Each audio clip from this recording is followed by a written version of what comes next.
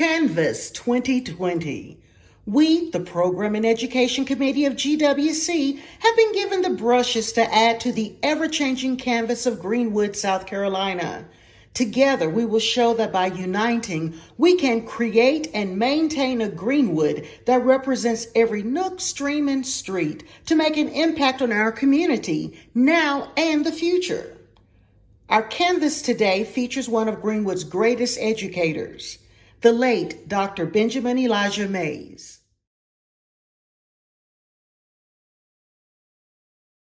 Greetings and welcome to the Dr. Benjamin E. Mays National Historic Site. I am Mamie Nicholson, president of the Self Family Foundation. I was born and educated on this site, which is home to the Brewer Hospital and the Brewer School. It is also home to the Brewer Nursing Home, where I worked as a teenager, and the future home of the Boys and Girls Club Stars 24 Teen Center. This is the cornerstone of the African American community in Greenwood County. Again, it is indeed my pleasure to welcome you to learn, to be inspired, and to hopefully be encouraged to financially support this National Historic Site in our own county. Good morning. I'm Rhonda Merritt with Greenwood Women Care. Today, I'm excited to be here with members of Greenwood Women Care, and especially today with Mr. Chris Thomas here in front of the Gleams facility.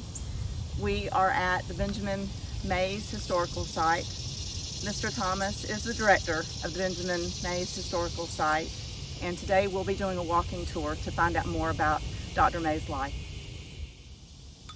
Introducing today here, we have Mr. Chris Thomas. Mr. Thomas, would you like to tell us more about the site? Welcome to the Gleams Dr. Benjamin Mays Historical Preservation Site here in Greenwood. Dr. Mays was born here in Greenwood County August 1st of 1894. He was born to two parents that were both ex-slaves. Both of his parents were almost completely illiterate.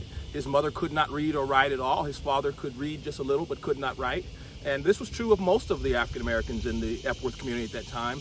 And Dr. Mays rises out of those conditions to go on to be an advisor to three presidents. He earns a bachelor's degree from Bates College, a master's degree from the University of Chicago, and a PhD from the University of Chicago. He goes on to be the longtime president of Morehouse College, and he is the mentor to Dr. Martin Luther King Jr., and he's considered the principal founder of the Civil Rights Movement. Most of what we know, both intellectually and practically, about the Civil Rights Movement came from the mind and the intellect of Dr. Benjamin Elijah Mays. But he was born right here in our county. He was born in this home. He was the youngest of 8 children. That house, there were 5 boys and 3 girls, and that house originally sat on Highway 178 going towards Saluda. If you go down there, you'll see a marker that looks almost identical to this one. It has different numerical writing on it and different language, but right there in that field next to that marker is where Dr. Mays was born, in the house that's here on our site. And so we will take you through the house today, we'll take you through the school, and then we'll finish in our museum. Welcome to the birth home of Dr. Benjamin Elijah Mays. Dr. Mays was born in this house August 1st of 1894. He was born the youngest of 8 children, and he was born to 2 parents that were both ex-slaves. His parents were almost completely illiterate. His mother could not read or write. His father could read just a little bit, but could not write at all. And Dr. Mays rises out of these conditions to go on to achieve greatness and to literally transform American society. One of the things that bothered Dr. Mays greatly when he was a young person was the doctrine of black inferiority. Mays was very bothered by the idea that he was considered to be inferior to anyone. In fact, he was just 8 or 9 years of age when he goes to his mother and he says, "Mama, if God had made me inferior, I never could pray to a God like that." This vexed his mother, but Dr. Mays really wasn't believing that he was inferior to anyone, and Dr. Mays wanted an opportunity to go and to be able to prove that he was as mentally capable as anyone. So as a child in this home, and the fields that were behind this house, Dr. Mays cultivated in his mind the idea that he wanted to go north. He wanted to go to compete with the minds of the Yankees up north. And Dr. Mays eventually achieves that and accomplishes that. But much of the influence in his life began right here in this home. His mother, Lavinia, was very instrumental in Dr. Mays' early life. She really pushed Mays to try to achieve the things that Dr. Mays wanted to achieve.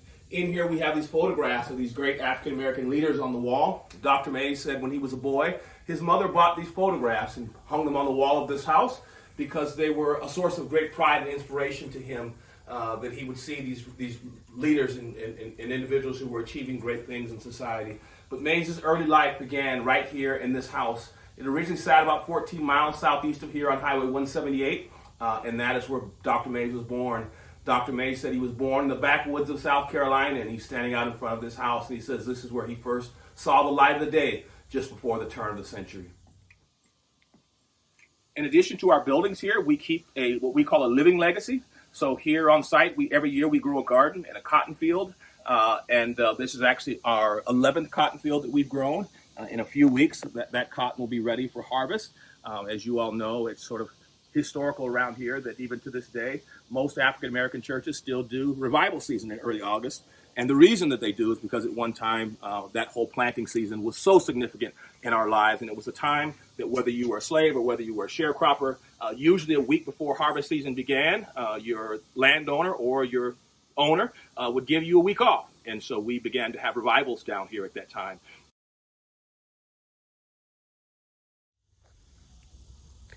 Welcome to the Burn Springs School. This is not the actual school Dr. Mays attended. Dr. Mays attended a school called the Brick House School, but it is one of the schools that was constructed by Dr. Mays' childhood pastor, Reverend James Foster Marshall.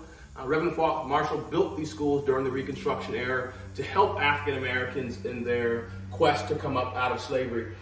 He was very instrumental in the early educational period for Negroes, as they called them in that time.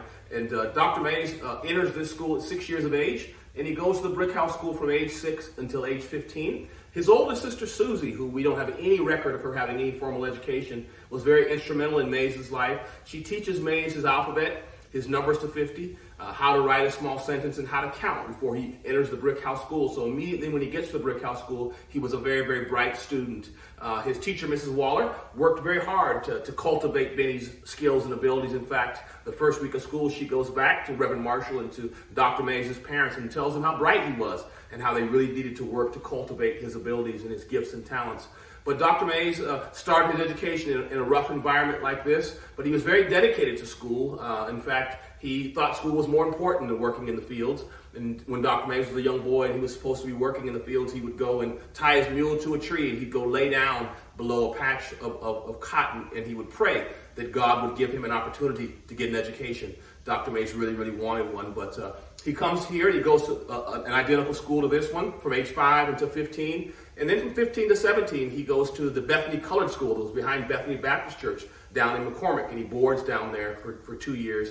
But keep in mind that Dr. Mays' entire early educational career, he only goes to school 4 months a year. He only goes to school in November, December, January, and February when he was supposed to be, when he could not be working in the fields. The rest of the year, he worked picking and planting cotton full time.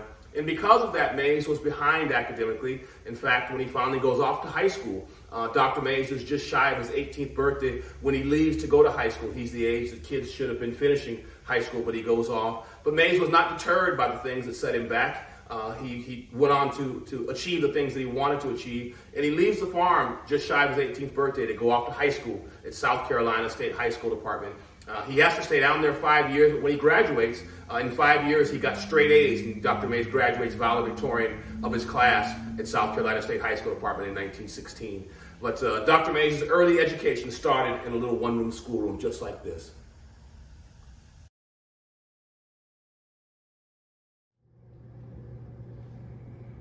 Welcome to the Benjamin E. Mays Museum. Inside the museum, we have Dr. Mays' life from birth, to transition. And we tell the story of Dr. Mays in here during the nearly 90 years of his life. Dr. Mays, as I said, was born August 1st of 1894, and he dies March 28th of 1984.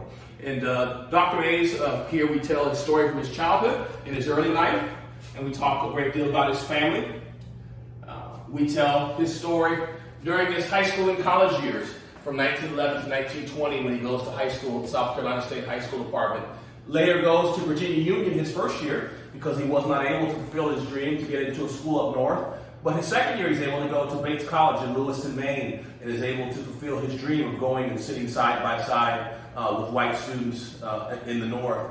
And when Dr. Mays leaves leaves college at Bates College, Dr. Mays puts to rest in his mind the idea that he was inferior to whites, and he also puts to rest in his mind the idea that whites and blacks were enemies of the earth. His early experience here in Greenwood County had led him to believe that whites and blacks were enemies. When he finally leaves Bates College, he said he no longer believed that anymore. And Dr. Mays goes on for the remainder of his life to be one of the greatest bridges between two worlds, the white world and the black world in the segregated South. He probably fulfilled that role like no other individual in history during the 1940s, 50s, and 60s, and 70s in the United States. During the period between there, he gets married twice. His two wives are up there. He also goes back to the University of Chicago and earns a master's degree and a PhD, one in 1925 and one in 1935. And in the 1930s, he has the opportunity to go and to travel the world. And in 1936, he has the opportunity to sit down on New Year's Eve and have a 90-minute meeting with Mahatma Gandhi. And this is a picture here of him on the Queen Mary en route to Mysore, India. For 1940 to 1967, Dr. Mays was the president of Morehouse College. This is really where he transforms American society by creating some of the greatest civil rights leaders and champions that American history has ever seen. He also probably creates a legacy of black males that no other individual in American society has been able to do. But he does that during his 27 years as the president of Morehouse College. Dr. Jerome Bennett said that Dr. Mays had a 30-year ministry of manhood, as he described it, in terms of all these young men that he was able to be their mentor to. Of course, the greatest of those is Dr. Martin Luther King Jr. Dr. King comes to Morehouse in 1944 as a freshman. He's only 15 years of age. He's a part of Dr. Mays' early admissions program. And so he leaves high school 2 years early. King comes to Morehouse to study. And Dr. King's wife, Coretta Scott King, said that it was under the spiritual guidance of Dr. Mays' spiritual father, Dr. Benjamin Elijah Mays, the president of Morehouse College, that Martin received his call to the ministry. She said that Dr. Mays took an interest in Martin from the first to the last and ultimately set his life on the path that it was take. And what she meant by that was going into the ministry. Dr. Mays was influential in Martin's decision to enter the ministry. But Dr. Mays has a great and profound influence on American society during this time. After his career, it is marked by a couple things. The first year after his retirement is marked by tragedy and the death of Dr. King. Dr. Mays is called upon to eulogize Dr. Martin Luther King Jr. And the following year, he runs for a seat on the Atlanta Public School Board. And after winning that seat, about 3 months later, he's encouraged to become the first African-American president of the Atlanta Public Schools. He leads the Atlanta Public Schools through their desegregation process. And Dr. Mays, during his lifetime, was an advisor of 3 presidents, to John Fitzgerald Kennedy, to Lyndon Baines Johnson, and the last of those is President Jimmy Carter. And he and Carter were very close in terms of friendship, and Carter worked with him to lead the Atlanta Public Schools through the desegregation process. That's Dr. Mays' original PhD robe. You see him oftentimes wearing that burgundy one, but when he received his PhD in 1935, all schools at that time wore these black robes, and it wasn't until the 60s that they began to create colored robes to represent their school's colors. And so probably around the time that Mays preached King's eulogy, he brought the robe that he's buried in, and that is the robe that you saw in the picture up there at Dr. King's funeral. And so this here is his wife's china here on the table. And that's a picture of Sadie right there. That's a portrait of her. To your left is the trunk that Dr. Mays took around the world when he traveled. And he took that trunk with him in the 1930s when he traveled the world. As you see, it's a steamer trunk because in those days it would take you a long time to get across the seas on a ship, and so you had to pack weeks full of clothing in order to make that trip. To your left there is Dr. Mays' graduation chair from Bates College. That is his favorite top coat behind that chair hanging up. This table and these chairs and this hutch here were his dining room set from his presidential home on Morehouse's campus. It was given to us by his great nephew, Dwight Powell. That's Dwight's family right here. That's Dr. Mays' sister's grandson. And so all in all, Dr. Mays left a great legacy on American society. And I think for those of us here in Greenwood, it's a great legacy of our own. And I think that we share in that in some ways. Dr. Mays was very proud of his roots here in Greenwood, and he continued to express that throughout the entirety of his life. As this is a list of Dr. Mays' honorary doctorate degrees. He had 56 of them. 55 of them were given to him while he was living, and then this one here was introduced to him posthumously by Columbia University. It was already scheduled to be given to him in June of 1984, and he died in March, and so he didn't make it. But this one here, in 1974, he received an honorary doctorate degree from Lander University. And Dr. May said that he had a lot, as you can see prior to that one, he had tons of these kinds of awards. He said, but none of them meant as much to him as the one that he received from Lander, the school that's in the county of his birth. That May said that the college wouldn't even allow him admissions into to their school when he was a young man, and now they were honoring him with their highest award. And Dr. Mays was extremely proud of that. And so I think Dr. Mays would be proud of all that's going on in Greenwood County right now, the endowed chair, the school that's being renamed after him, Greenwood Women's Care taking an interest in the Mays site. And so I do think that Dr. Mays will be very honored by the way that we have embraced him in Greenwood County. But thank you for visiting the Gleams Dr. Benjamin E. Mays Historical Preservation Site, and we appreciate you taking an interest in the site.